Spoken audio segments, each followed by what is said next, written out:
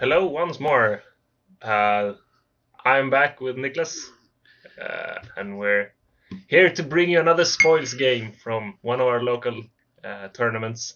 I think this is actually the third or fourth official SLG event that we've had at our store Dragon's Lair in Stockholm. This is a game between Bisse, playing on the right, against Hampus E1 on the left. Hampus is playing his Mono Warlord 2 Thresh, and Bisse is playing his version of Terrace Dormans Initiate Beats. So that's what it's playing. Yeah, it's a good deck. I think Hampus' deck is also very good. They are quite similar in that they play the good Warlord cards with 2 Thresh. Yeah, understandable. Yeah. Other than that, I don't think the decks are that similar, but yeah. Well, so it's taking some inspiration. Yeah. So Hampus generally wants to ramp early game. He didn't get any of his ramping cards, so he's just going to draw a card. Bisse starts with Neurosis. Yeah, and takes 1 damage, or well, he loses 1 influence. Yeah, exactly. And he seems to get some of his ramping going. Yeah, although I'm not too fond of the turn 1 Surplus Soldier play when the opponent has no field. Yeah, I mean, neither, since the first turn I'd rather play something a little bigger, and then the next turn draw a card and then play Surplus. Yeah, exactly.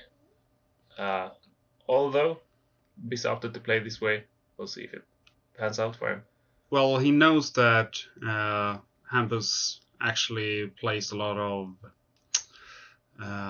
ramping, so I'm guessing that he wants to get characters on the field or something of the sort. Yeah, and we actually see Hampus paying 4 to play a resource, and then for that 1 resource, he plays a Surplus Soldier. Yeah.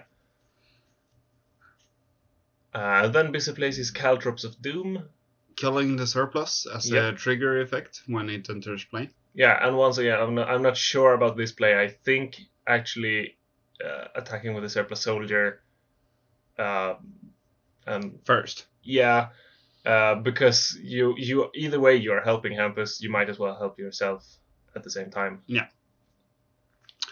I actually find it a little amusing that they both have the same playmat. Yeah, yeah, exactly. They're the two in Stockholm that got them. Yeah. And there's another Surplus, and well, there's a lot of resources on Hampus' side at this time. Actually, 3 more than Bisse. Yeah, although Bisse, if he attacks, will probably gain 2 more here. Yeah. So he's trying to catch up at least. Yeah, but at this point, do you block the Surplus Soldier if he attacks with it? I wouldn't. No, I wouldn't either. It's just 1 influence. Yeah, you can handle 1 influence. And although you're playing against a 2 Thresh Warlord, you might see Deadly Striker, you might see Baskbile. Yeah, so it's always important to keep those influence. Yeah, but I mean, I'd still probably take the damage just as Hampus actually does. Yeah. Which I think is right. And he starts off by drawing a card. Although with his hand that he just flashed us, I might be inclined to agree with him there. He does have the Remains of Foreman Pete, the Clockman, 2 Deadly Strikers, and a Midget Mine. Yeah. Big surprise. All good cards. So Hampus actually uses his Midget Mine on his own Surplus Soldier. Yep. Just to ramp and prevent the ramp from the opponent. Yeah, exactly. And then he plays his 2 Deadly Strikers. Yeah, fine play. That against, well, if Hampus encounters Deadly Strikers, you're guaranteed to do the damage, since there's only one card that actually removes characters from play for Warlord, which is Skin Suit. But Skin Suit has 4 fresh, so the Deadly is not going to get removed from play, it's going to get destroyed. Yep. Although there are possibilities that Bisa runs Redonkulus. Yeah, Bisse, right. But I was talking in general. Okay, yeah. Hampus encounters a Deadly. Since we know that Redonkulus is most likely played by Bisse, since he actually has a Wanton Wizard, and, well, Redonkulus is a fine card when people play Deadly. Yeah. So now Bisa has actually Field control? Yeah, he has field control, he has a Noble Sacrifice face down, he has 2 resources open, so if Hampus plays any characters, Bisa can just attach the Caltrops to his Surplus Soldier and then Noble Sacrifice the Surplus Soldier. Yeah. Which is a good play. Yeah. Although Hampus has a lot of resources, and now he has Clockman Pete, so he can start recycling the cards that he put face down earlier. So he's picking a card, and then he flips it up to his hand. And he may play a resource, which he does, just to keep the resource row intact. And then he pays 5. Ooh, and I wouldn't do this, actually. I wouldn't either, but it's a dragon that you can,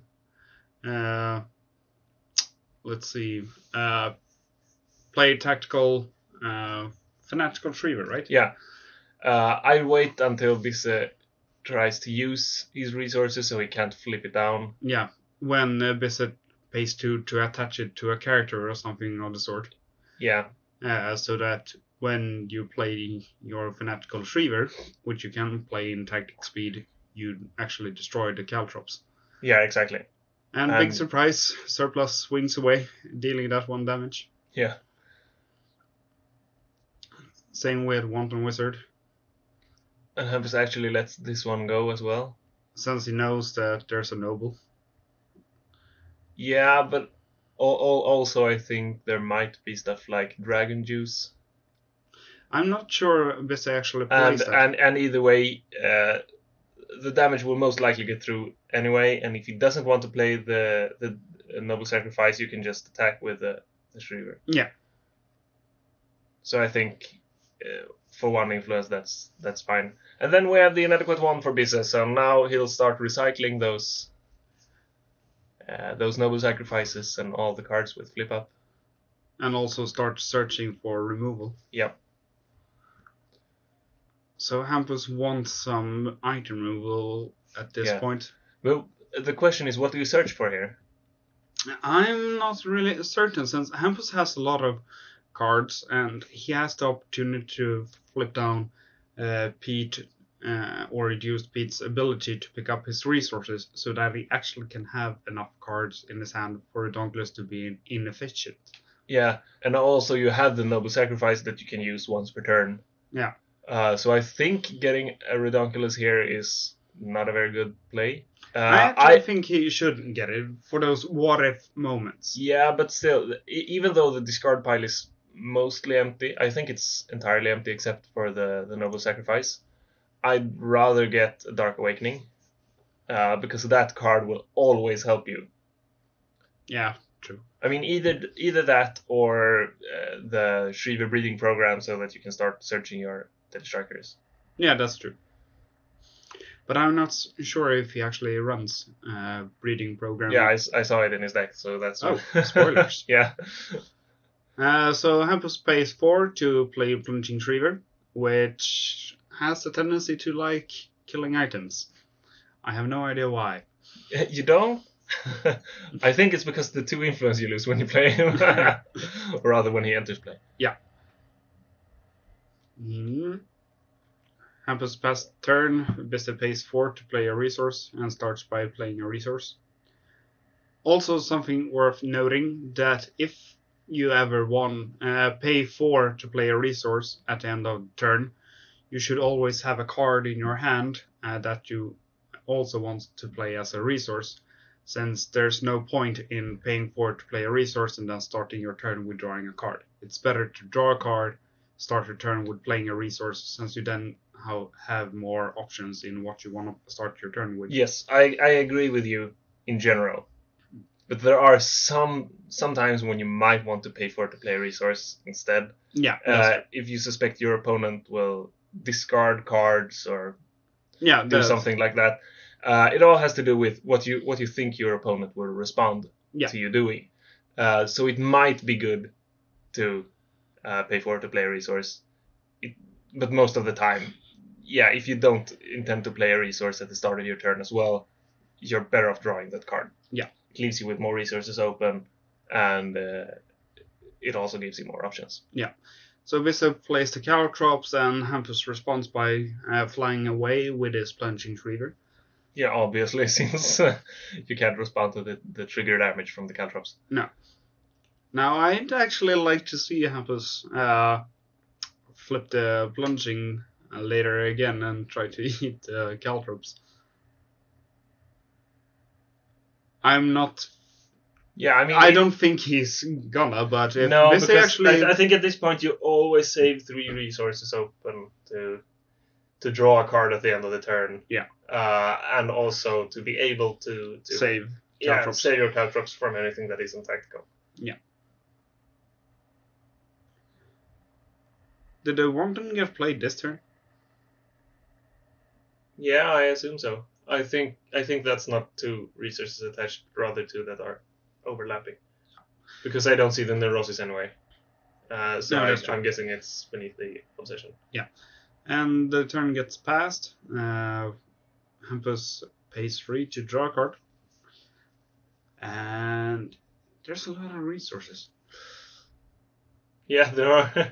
I mean, as I said, this deck ramps like crazy. Yeah. The thing is, it doesn't really matter how many resources you have if you can't use them efficiently. Yeah. And here's the question. Do you pay 4 to actually save the Caltrops? Seems like Blissa thinks he should do. I'm not certain, actually. I would say I would let it die. Since at that point, I mean, obviously it depends on what the cards you have in hand are. Yeah. But I would want more cards. And it was something that he was willing to face down, and also a Implosive Explosion. Yeah. But for me, it would have been that I could have let Wanton die. He's gonna die anyways. And there's other things that I might want to play. And if he actually draw a card at that point, he would still have 2 left to save his Caltrops. Yeah. And Blissa plays his own Deadly Striker. Which is, at this point, guaranteed to do 4 damage to Hampus. Yeah. Since Hampus does not have any remove from game cards. Yeah, exactly. Although Hampus's influence is quite good at this point, either way. So. Well, they're good for both players. Yeah, but still he has to watch out for like multiple Deadly Strikers, so Deadly Striker with Dark Awakening. Yeah. Because in the long run, it's going to deal enough damage. Yeah. But at this point, 1 Deadly Striker isn't going to cut it. No. Also worth noting is that since Hampus plays Warlord, his only way to deal with the recursive Deadly Strikers is Tack Vac against Dark Awakening. Yeah, exactly. He has no other way of disrupting the Deadly Striker getting back. No opportunistic pirates, no Dragulch, no Alluring Quicksand. There's a lot of things that you can use to remove the Deadly Striker. Yeah, exactly. But not for Warlord. Yeah, there is like 1 card. Although that's quite a good card. Yeah, Skinsuit is really nice, but I'm quite certain I'm the only one that plays it. Oh, you don't want to go there. I play. Okay, fine. In almost every deck that goes heavy Warlord, I play Skinsuit. Yeah. Mostly because it's fun. It's fun and it's good. It's super good. Yeah. Especially with Hassani. Yeah, so against Hassani. So Hassani wants to get destroyed. Well, I remove him from game and get my own Hassani instead. And interesting play. Yeah, so here, Bisa wants to remove the... surplus soldier from the game, and Hampus responds by playing Fanatical Shriver and destroying his own Caltrops, and Yeah. then paying 2 to actually flip down. Yeah, so he gets his Caltrops, he gets his Noble Sacrifice. I'm not sure what this discussion is about. Yeah, because Hampus played the... Noble. Yep.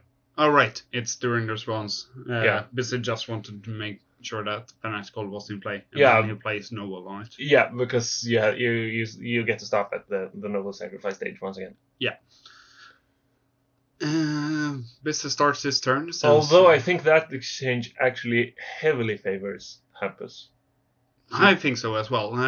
Bissett loses a resource from his from his Noble Sacrifice. Hopefully he has a Wanton Wizard or something in his hand, but still, resource-wise, it's beneficial to Hampus. And we see Hampus discarding a Tripwire to the Violating Anomaly. I like that he runs Tripwire because Martial Artist is one of those cards that will be very hard for the deck to handle. So, of course, he runs Tripwire. Yeah. Because it deals with Martial Artist. It also deals with some early aggression. Or card that can't be picked like GGG. Yeah, but against GGG you have to, do 600 damage. So.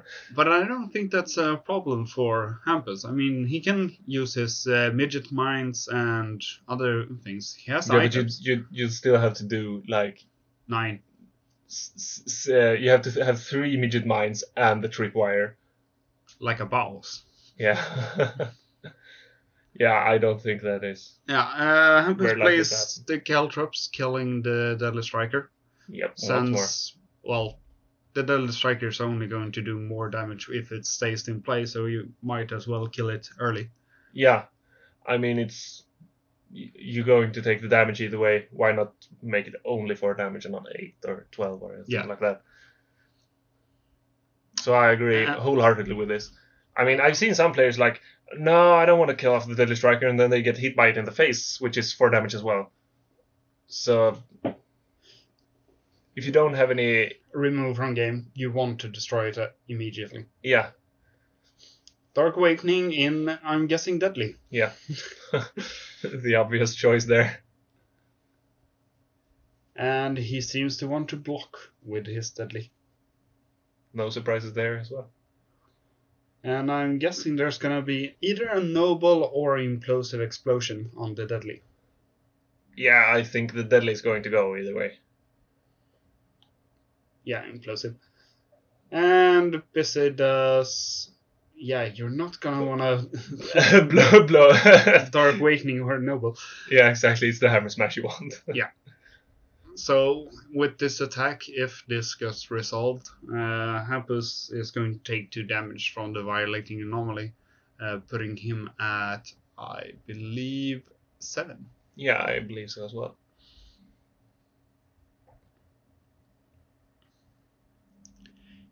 However, it will put BC at 12 or 11? Yeah, 12. Yeah, we haven't added the life counter, so we have to... Post-editing. Yeah, we have to squint our eyes to try and make out what the numbers on the phone says. Yeah. And Hampus plays Dark Awakening on Noble Sacrifice. Yeah, and at this point this is actually quite good because BC can't get the full value out of the Violating Anomaly. Since he can't, well, if he wants to bounce something, he's going to bounce Caltrops, which seems redundant. Yeah, exactly. Since Caltrops, you want it to be in play, since anywhere else is, well, bad for you. Yeah, you want it either... I mean, I don't mind Caltrops getting bounced. It's just the same as it being flipped down in my resource pile, basically. Yeah, but I don't get the resource. Yeah. But I don't have to pay for it to be flipped down as well, so... yeah. But I prefer to see it in play. Then I know that it's gonna cost him at least 4 to, well, reuse it, more or less. Yeah, exactly. You want to, as the opponent, you want to leave them in play, yeah. Yeah. or destroy them whenever they can't. So Bissey accepts that the violating gets destroyed, and I'm guessing he's considering if he wants to bounce, but he chooses not to. Yeah, he obviously should not. No. And hopefully he has more characters to actually play. And he pays 6. I'm assuming it's a Dark Awakening in a Deadly Striker. The usual stuff. Yeah, but he should show it. Yeah, it's Deadly Striker, but... Well, the thing is, Hampus is... he's all attached, so he can't respond that's with true. anything. The only thing he can play, I think, with that threshold is a tactical. I think it's just Noble Sacrifice, but he can't play it since there are no legal targets. And this actually reconsiders. Yeah. And he passes the turn. Yeah, because obviously it's better to do it during your opponent's turn than your own. Yeah. It's always better to play characters in tactical speed at the end of your opponent's turn. Yeah, if you can. Yeah, if you can. Or if you aren't like super dependent on the character, or rather on a character hitting the field, then you have another character in hand that you could play. If your character somehow gets terminated. Yeah. But against the Warlord deck that is all attached, I'd say it doesn't really matter that much. Yeah. Well, Hampus knows what's coming either way, so I think Bisa taking it back was actually kind of a weird thing to do. Yeah. Because, well, here comes the play that I told you I was going to do earlier, and you had time to prepare for it during your turn. And, well, Bisa plays his Deadly Striker at the end of the turn and still has 3 left to draw a card. And the War Beast has, at this time, he should be at 10-10. He's huge. That's all we need to know.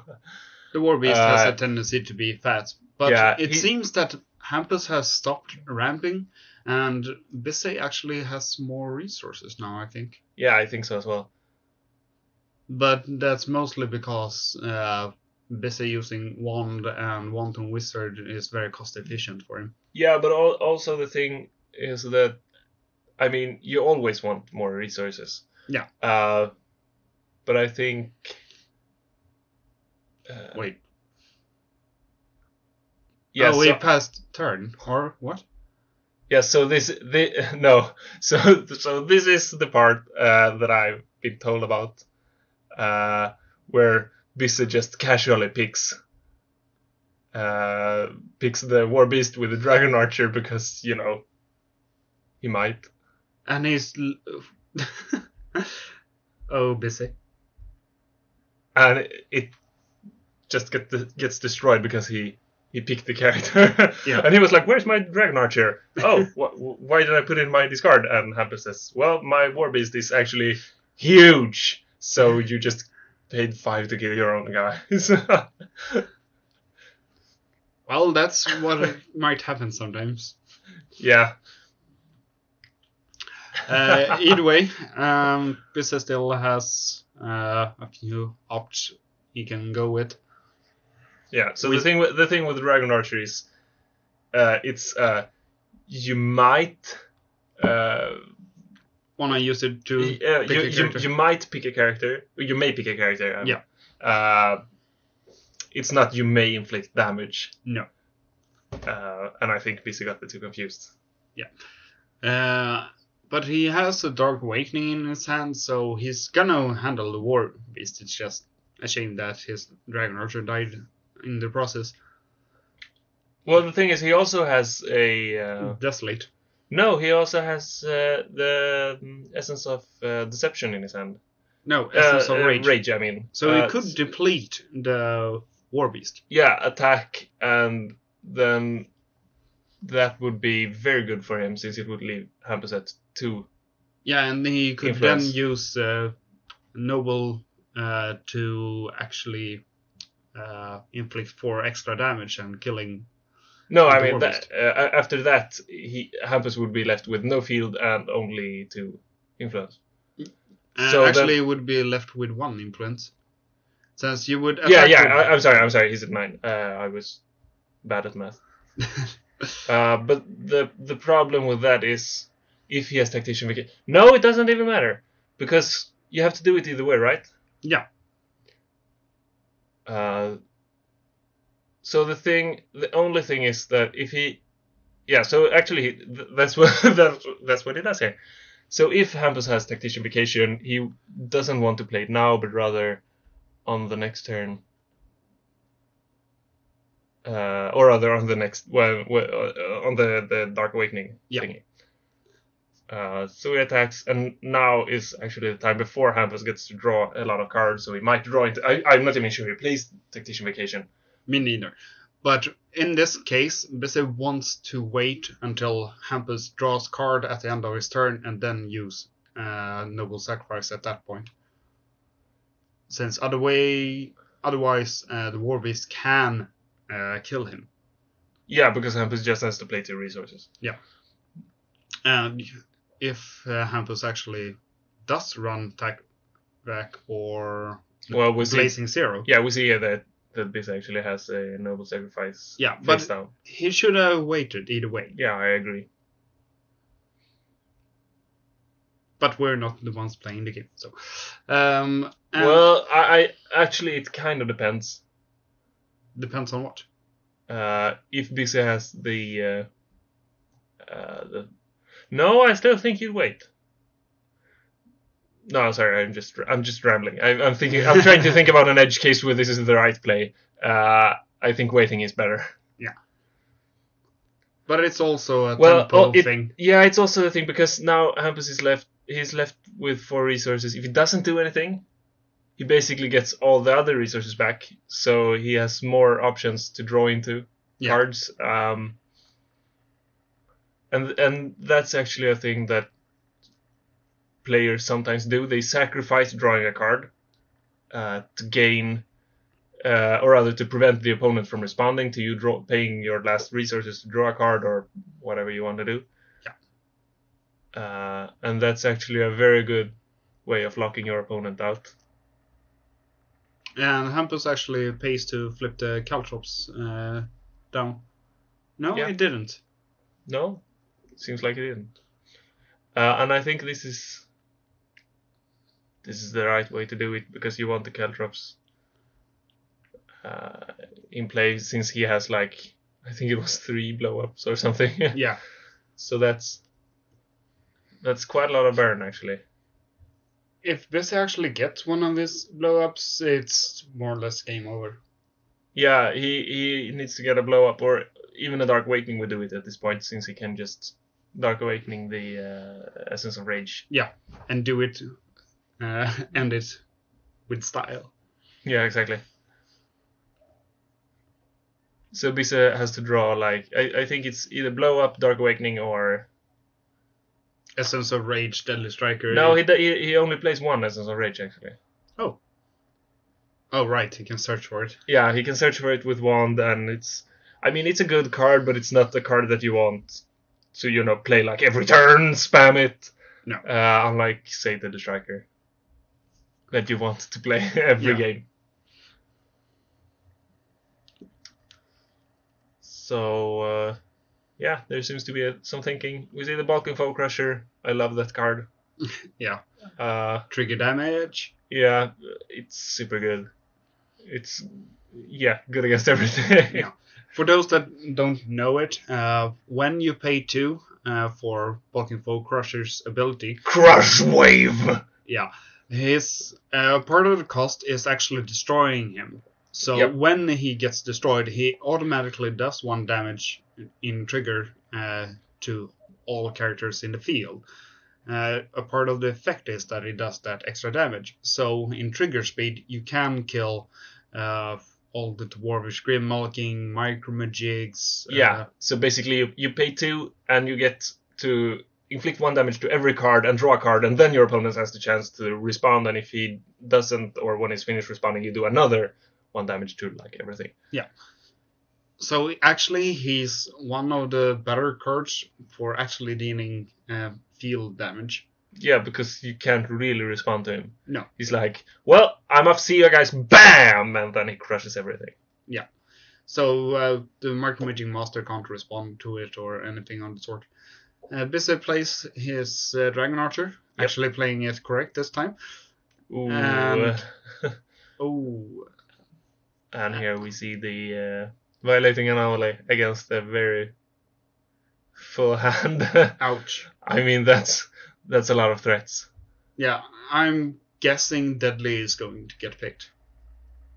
Yeah, I think Deadly's going to be picked too. Either Deadly or Blow Up. Yeah. But I mean, he has another Blow Up. Yeah, I think you'd pick Deadly here. Yeah. Since even if he Because the thing is, you are at 12. If he gets to play the Deadly Striker, you're at 8. Yeah, you're at 8, and then you're very, very close to, if Hampus top decks a Basque Mile or something. No. And important to know that at this time, Hampus actually has enough cards in his hand to be able to withstand Redonkulus. Yeah, even with Flip Up. No. He can't stand or rather he can't. So he has 2 Desolates in his hand.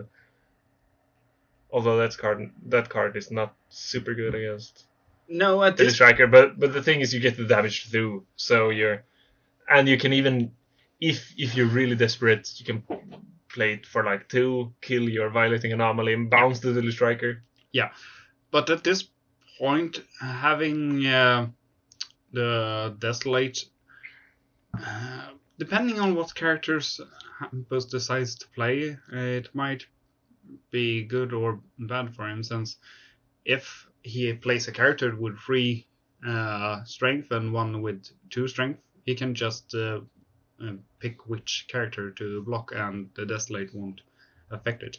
Yeah. Or, well, he can do, as you said, use Desolate. And there's a Bulking Foe Crusher, plunging, and as we said, one character with 2 strength, one character with 3 strength.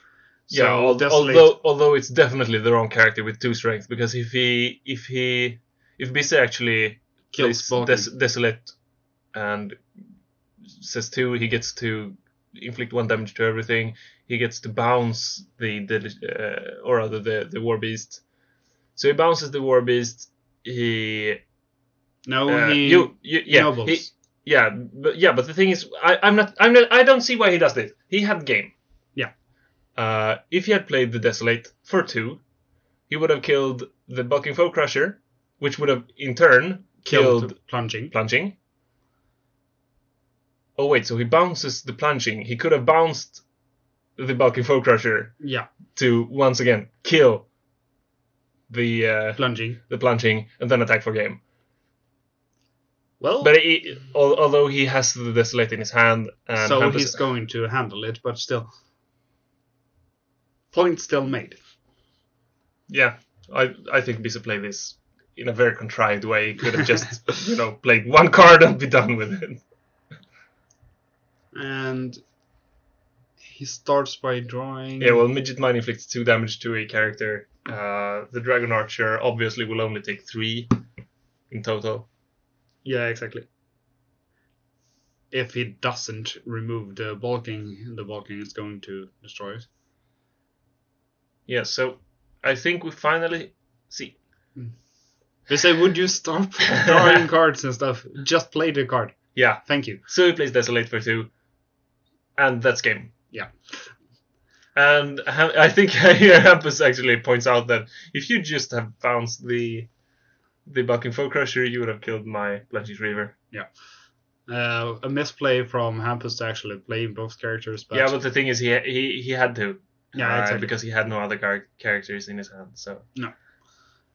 And well, that's that. Yep. So until next time, have fun, play spoils.